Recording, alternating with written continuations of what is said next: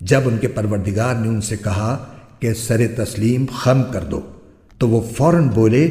میں نے رب العالمین کے ہر حکم کے آگے سر جھکا دیا۔ اور اسی بات کی ابراہیم نے اپنے بیٹوں کو وصیت کی اور یعقوب نے بھی اپنے بیٹوں کو کہ اے میرے بیٹو، اللہ نے یہ دین تمہارے لیے منتخب فرما دیا ہے، لہٰذا تمہیں موت بھی آئے تو اس حالت میں آئے کہ تم مسلم ہو۔ کیا اس وقت تم خود موجود تھے جب یعقوب کی موت کا وقت آیا تھا، جب انہوں نے اپنے بیٹوں سے کہا تھا کہ تم میرے بعد کس کی عبادت کرو گے؟ ان سب نے کہا تھا کہ ہم اسی ایک اللہ کی عبادت کریں گے جو آپ کا معبود ہے اور آپ کے باپ دادوں ابراہیم، اسماعیل اور اسحاق کا معبود ہے، اور ہم صرف اسی کے فرما بردار ہیں۔ وہ ایک امت تھی جو گزر گئی، جو کچھ انہوں نے کمایا وہ ان کا ہے،